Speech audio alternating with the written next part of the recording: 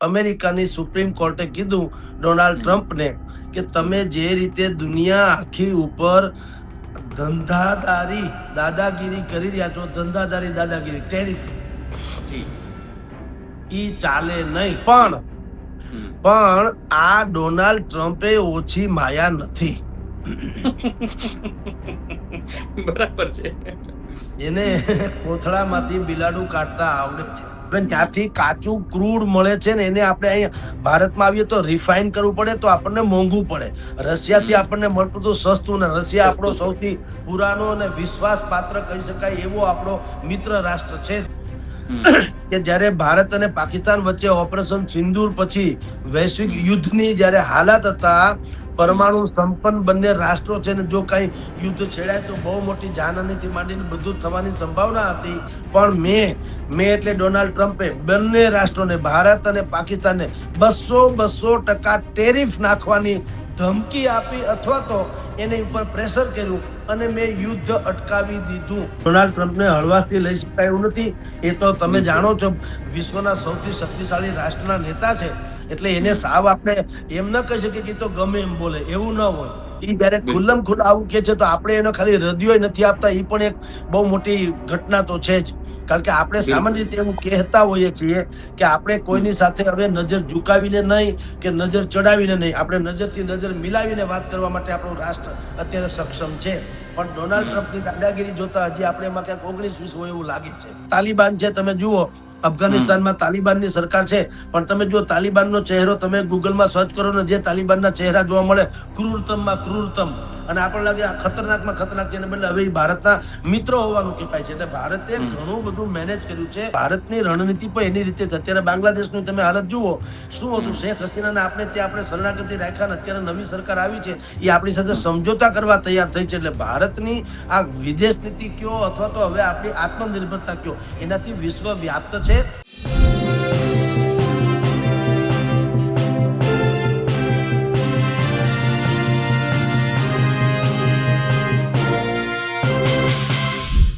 કાકા, ટ્રમ્પની જગત જમાદાર બનવાની મહેચ્છા ઉપર અમેરિકાની સુપ્રીમ કોર્ટે જ બ્રેક લગાવી દીધી છે. એટલે ખાસ કરીને જે રીતે ટેરિફ લઈને તેમના આદેશો તગલખી નિર્ણયો હતા એ ભારતથી લઈને આખા વિશ્વના મોટા દેશો ઉપર તેના ઉપર હાલ પૂરતું બ્રેક આવશે એમ માનવામાં આવે છે. પણ શું બસ અહીંયાથી જ વાત અટકશે કે આગળ ઘણું બધું થશે? નમસ્કાર, હું છું ચિંતામણી પુત્ર અનિલ પટેલ. સ્વાગત છે આપનો અમારા વિશેષ કાર્યક્રમમાં.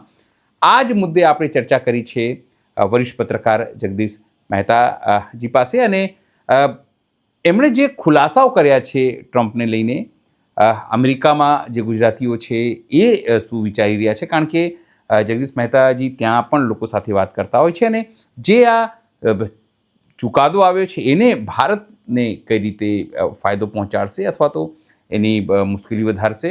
વડાપ્રધાન નરેન્દ્ર મોદીની નીતિઓ અંગે પણ તેમણે વાત કરી છે. સીધા જઈએ રાજકોટ અને વાત કરીશું જગદીશભાઈ મહેતાજી પાસે. નમસ્કાર, આપણી સાથે જોડાયા છે વરિષ્ઠ પત્રકાર જગદીશભાઈ મહેતા. જગદીશભાઈ, કાલે એક મોટા સમાચાર આવ્યા અમેરિકાથી કે જે સુપ્રીમ કોર્ટ છે ત્યાંની, જે રીતે અમેરિકાએ ખાલી ભારત જ નહીં પણ સમગ્ર વિશ્વના અલગ અલગ દેશો પર મન ફાવે એવી રીતે ટેરિફ લગાડ્યા, મન ફાવે એવી રીતે લોકો ઉપર ટેરિફ અલગ અલગ રીતે દંડનાત્મક ટેરિફ પણ લગાવ્યા. એમ ટેરિફની સાથે દંડવાળું પણ ટેરિફ એમ. પણ હવે ત્યાંની સુપ્રીમ કોર્ટે કીધું છે ભાઈ આ બધું ગેરકાયદેસર છે અને એ અધિકારોનું વધારે પડતો ઉપયોગ એમણે કર્યું, અને અધિકારોનું વધારે પડતો ઉપયોગ એમણે કર્યું છે. આનાથી ભારતની દૃષ્ટિકોણથી વાત કરીએ સીધી રીતે, તો એમાંથી શું આનાથી ફેર પડવાની સંભાવના લાગે છે? જુઓ, પેલા તો અનિલભાઈ એક વાત સમજીએ, ખરા અર્થમાં લોકતંત્ર એટલે શું અને સ્વાયત્ત એટલે કે સ્વતંત્ર અદાલતો એટલે શું, એનો પણ આ એક બિલકુલ બહેતરીન નમૂનો છે. જી, અમેરિકા જ્યાં રાષ્ટ્રપતિ શાસન છે એટલે લોકતંત્ર તો છોડો, જ્યાં રાષ્ટ્રપતિ સર્વા આપણી જેમ નથી. આપણે ત્યાં લોકશાહી છે ખરી, પણ રાજ્યસભા, લોકસભા, ફલાણું ઢીકણું બધામાંથી પસાર કરવું વગેરે વગેરે. ત્યાં તો પછી એકાધિકાર જેવું જ થઈ જાય છે. ને ડોનાલ્ડ ટ્રમ્પ જ્યારથી આવ્યા ત્યારથી આપણે અહીંયા એવી કહેવત છે કે જેનો રાજા વેપારી એની પ્રજા ભિખારી. હમ. પણ આ વેપારી એવો આવ્યા કે એણે આખી દુનિયાને ભિખારી કરવાની ઠાની લીધી હતી અને પોતે રાજાશાહીની જેમ ભોગવતા હતા. તો એવા લોકતંત્રમાં જેને સ્વતંત્ર ન્યાયતંત્ર કહી શકાય એવી અમેરિકાની સુપ્રીમ કોર્ટે કીધું ડોનાલ્ડ ટ્રમ્પને કે તમે જે રીતે દુનિયા આખી ઉપર દાદાગીરી કરી રહ્યા છો, દાદાગીરી ટેરિફ, જી. ઈ ચાલે નહીં, ઈ ગેરકાનૂની છે. શું કામ? એક વ્યવસ્થા એવી છે કે તમારે ત્યાં એટલે કે અમેરિકામાં international emergency economy power act નામનો એક કાયદો છે, ઈ લગાડવામાં આવે અને પછી ગમે એ કરી શકાય. પણ સરકારે એટલે કે સુપ્રીમ કોર્ટે શું કીધું કે ઈ ક્યારે લગાડી શકો, તમને ફાવે ત્યારે નહીં. દેશમાં ઇમરજન્સી જેવો હાલાત હોય, દેશ વિશ્વભરમાં ક્યાંક યુદ્ધ જેવા કોઈ પણ હાલાત હોય તો તમે આ લગાડી શકો. તમને મોજ આવે એમ ન હાલે.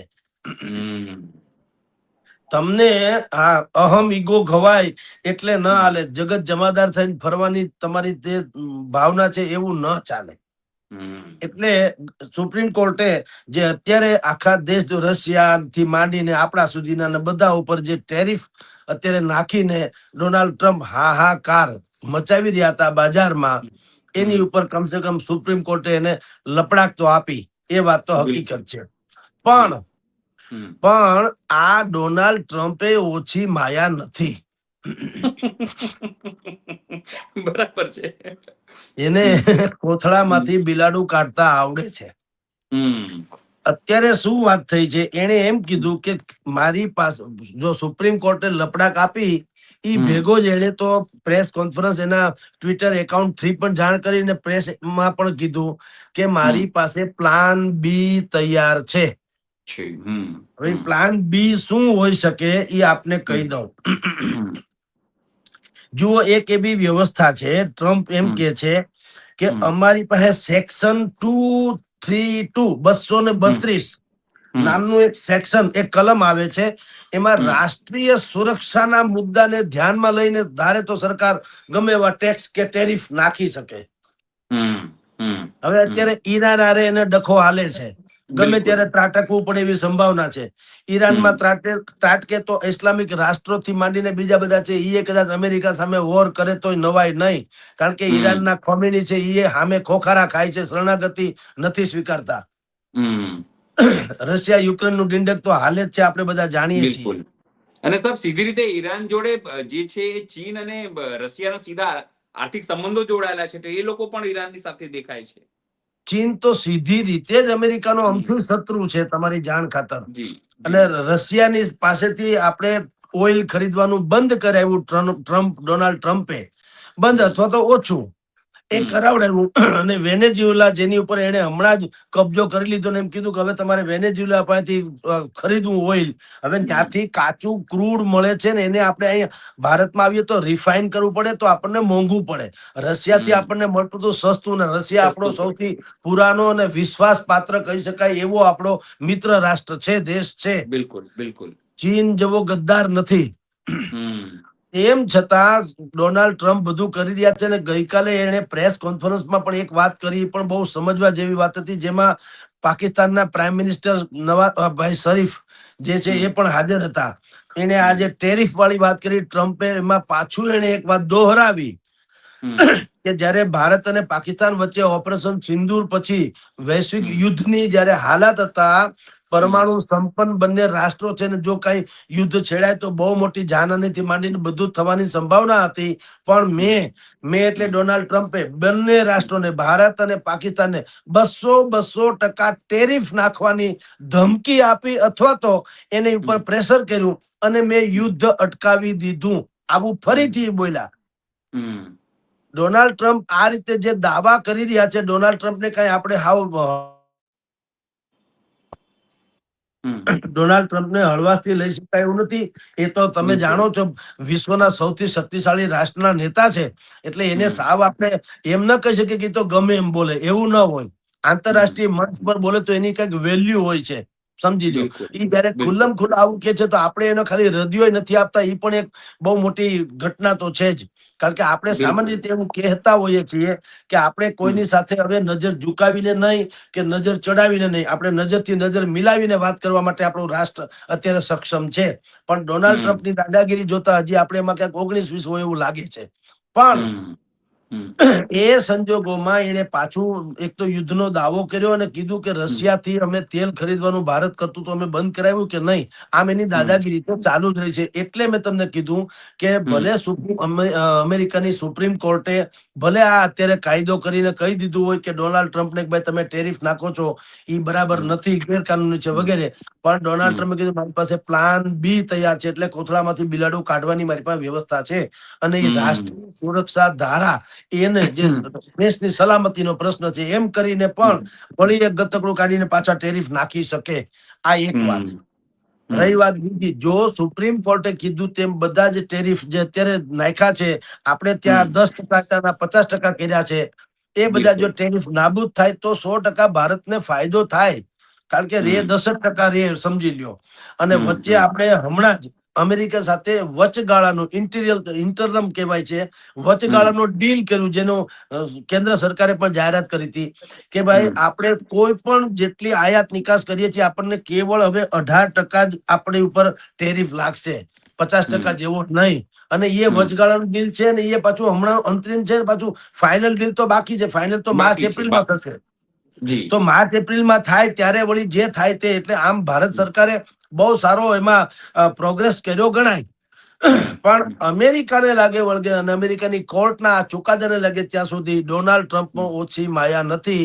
એટલે હારો જુગારી બમણું રમે એમ ઈ નવું કઈક ગતકડું કાઢીને પણ પોતાનું ટેરિફની દાદાગીરી કદાચ ચાલુ રાખી શકે. જી સાહેબ, ખાલી મારે એ સમજવું છે કે તમે કીધું કે ભાઈ આપણને રશિયાથી જે તેલ છે એ સસ્તા ભાવે મળે છે અને રશિયાએ તો આપણે રિલેક્સેશન આપવાનું બી પ્રોમિસ કરેલું.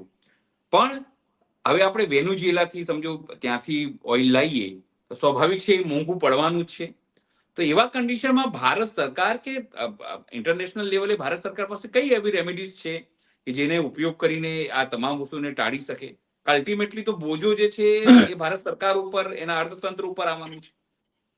પણ આપની જાણ ખાતર અમેરિકાએ ભલે કીધું, પણ ભારતે પણ ખોખારો ખાઈને કીધું છે કે અમે ક્યાંથી શું માલ ખરીદવો એ અમારા દેશનું હિત ફર્સ્ટ છે, નેશન ફર્સ્ટ. નરેન્દ્ર મોદીની જે વાત છે, જેમ ડોનાલ્ડ ટ્રમ્પમાં અમેરિકા ફર્સ્ટ છે, એમ નરેન્દ્ર મોદીની નીતિ છે ઇન્ડિયા ફર્સ્ટ, નેશન ફર્સ્ટ. તો એને કીધું અમારે ક્યાંથી શું ખરીદવું કે ન ખરીદવું એની અમારી પર કોઈ પ્રેશર લાવી શકે નહીં. અમે સ્વાયત્ત છીએ, સ્વતંત્ર છીએ.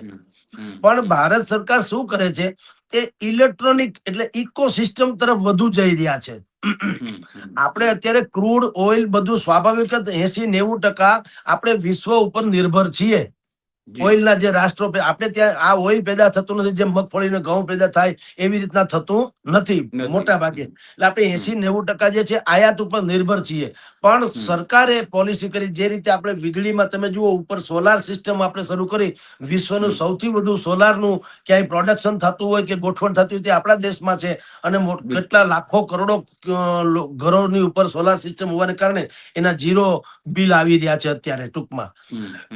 એવી રીતે ઇલેક્ટ્રિક વાહનો જે નીતિન ગડકરીજી કહી રહ્યા છે કે આપણે વાહનોમાં ઇલેક્ટ્રિક તો કરાવવાનું બધાને ફરજિયાત જેવું આમ કરાવી રહ્યા છે, બરાબર. તો ઇલેક્ટ્રોનિક વાહનો થાય તો આપણે ક્રૂડ ઉપરની જે આપણી જે નિર્ભરતા છે એ ઓછી થાય. અને એ ઓછી થાય તો આપણે કોઈની પર દાદાગીરી સહન કરવી ના પડે. એટલે ભારત સરકારે પણ વૈકલ્પિક વ્યવસ્થા વિચારી છે. હાલાકી એને પરિણામ આવતા ભલે વાર લાગે, પણ વૈકલ્પિક વ્યવસ્થા તો છે. ટૂંકમાં શરણાગતિ સ્વીકારવાની જરૂર નથી એવું ભારતે ગંભીરતાથી કીધું છે. એટલે પણ ડોનાલ્ડ ટ્રમ્પ બેઝિકલી વેપારી માણસ છે. એટલે એનો આખો જે વાત છે એને ગ્રાહકોની કોઈ પણ ભોગે ગ્રાહક અને વેપારી એના વચ્ચેના જે સંબંધો હોય એવી જ એની દ્રષ્ટિ રહેવાની. અને એટલે એ વિશ્વભરની સાથે ટેરિફ વાળી વાતો દાદાગીરી વગેરે કરી રહ્યું છે. પણ સુપ્રીમ કોર્ટે અત્યારે જે ચુકાદો આપ્યો છે એ ચુકાદો જો બરકરાર રહે, યથાવત રહે, ધારો કે, કારણ કે કોર્ટનું એમ કહેવાનું છે કે ડોનાલ્ડ ટ્રમ્પ રાજપતિ ભલે હોય પણ અમુક બાબતો જે છે એની મર્યાદા છે, એની સત્તાની એક મર્યાદા છે. અત્યારે એને જે આ કર્યું છે ટેરિફ વાળું, એની મર્યાદા લાંઘી છે, એટલે ઓળંગી લીધી છે. આ બધા નિર્ણયો છે દેશ લેવલના છે, પોલિસી એ બંધારણના ઘડવૈયા જે છે, જેને અમેરિકી કોંગ્રેસ કહેવામાં આવે છે, એની પાસેથી મંજૂરી લેવાની જરૂર છે. ટ્રમ્પને ફાવે એમ ન ચાલે.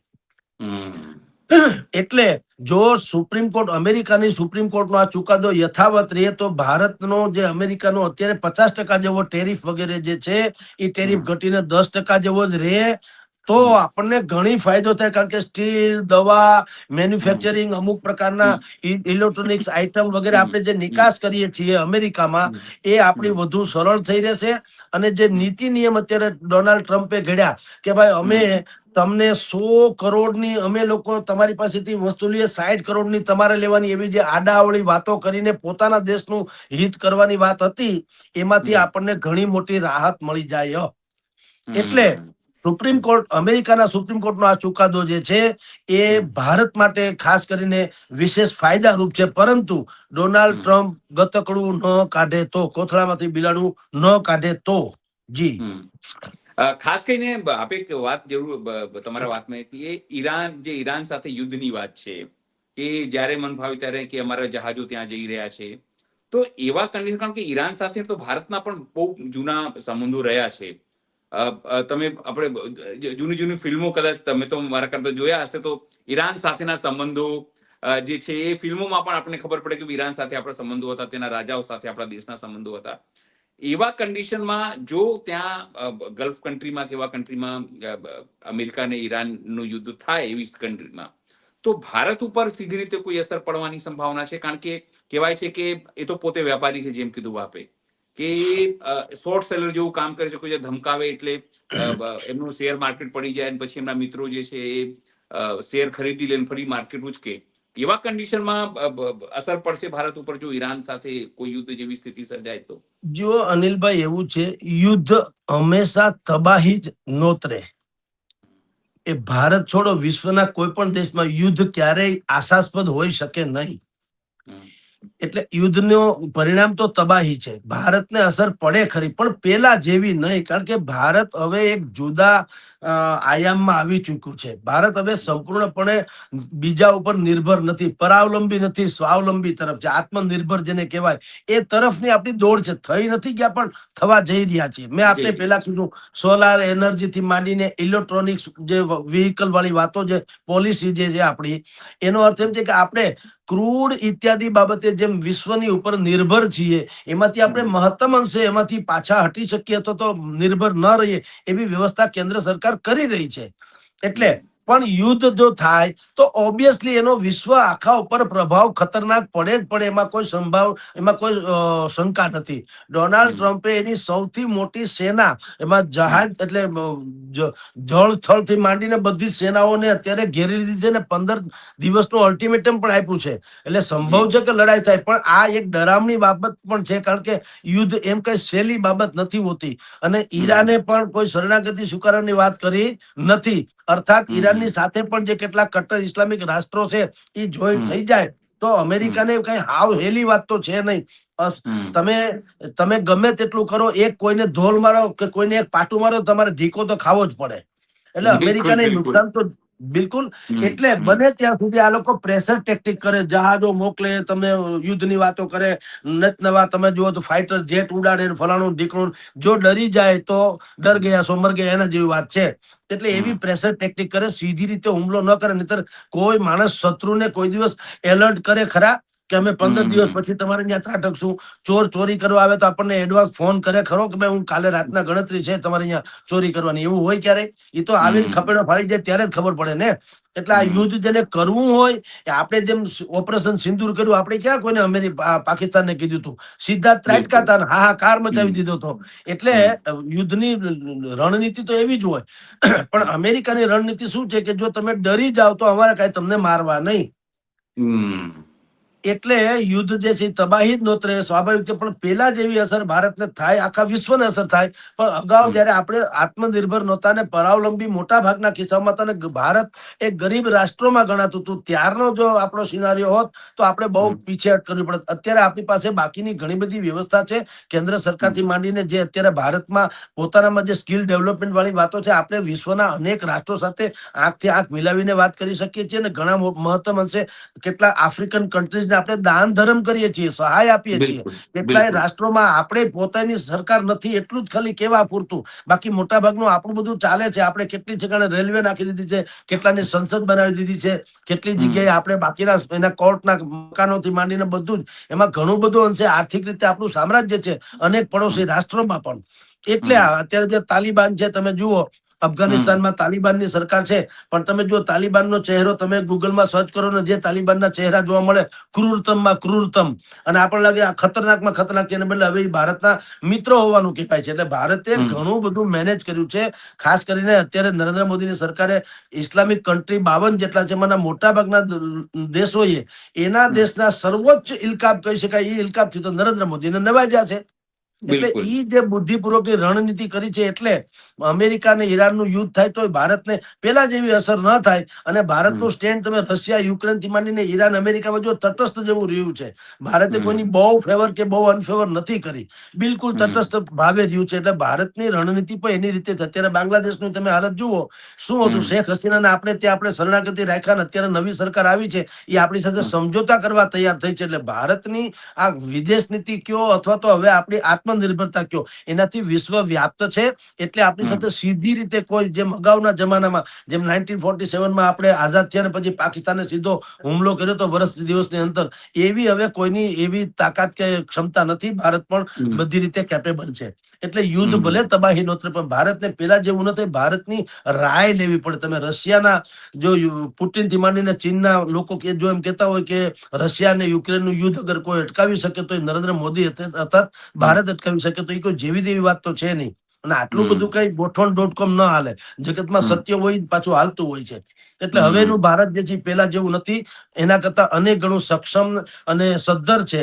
એટલે ડોનાલ્ડ ટ્રમ્પની આ પીછેહટ છે એ ભારતનો નૈતિક વિષય છે, બુદ્ધિપૂર્વક. કારણ કે વિશ્વ આખાએ શરણાગતિ સ્વીકારી હતી આર્થિક બાબતોમાં. નરેન્દ્ર મોદીએ કીધું હતું કે અમે અમારી રીતે લડી લેશું. આપણે જાણીએ છીએ ભારતમાં એની બહુ ઓછી અસર થઈ, વિશ્વભરના બજારોમાં ઉલટપુલટ ઘણું થયું. આપણે ત્યાં બહુ આખી આર્થિક ડામાડોળ જેવી સ્થિતિ પેદા થઈ નથી. ઉલટાનું આપણે તો યુનાઇટેડ કિંગડમ યુકે સાથે આપણે જે ટ્રેડ ડીલ કરી, જેને મધર ઓફ ડીલ કહેવામાં આવે છે, આખા તમામ વેપારના કરારોની માં અથવા તો સૌથી મોટો કરાર, એમાં આપણે કર્યું છે વિશ્વના 28 દેશો સાથે, 22 દેશો 27 કે 28 દેશો સાથે આપણે કરાર કર્યું છે કે જ્યાં ટ્રેડ ફ્રી, એટલે કે કોઈને કાંઈ એકબીજાને આવા ટેક્સ વધારાના ન લાગે. આપણને એવડું મોટું ગ્રાહક, એ લોકોને ગ્રાહકનું બજાર મળ્યું, આપણને વેપાર નિકાસની વ્યવસ્થા મળી. એટલે ભારતે આર્થિક બાબતોમાં વિશ્વ સાથે બહુ સારા તાના માના ગૂંથા છે. એટલે આપણને બહુ વાંધો આવતો નથી. પણ આ તો ટ્રમ્પ છે એટલે એને એમ થાય કે કમસે કમ અમે જગત જમાદાર તો છીએ, એટલે ઈ એની રીતે ઊંકારો કર્યા કરે છે.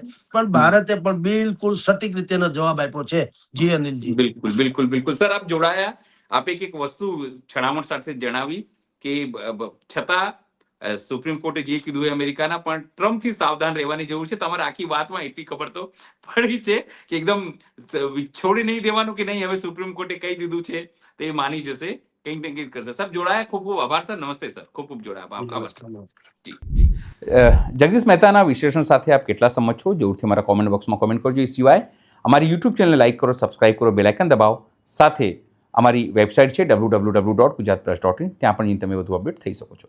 અત્યારે માટે બસ આટલું જ. નમસ્કાર.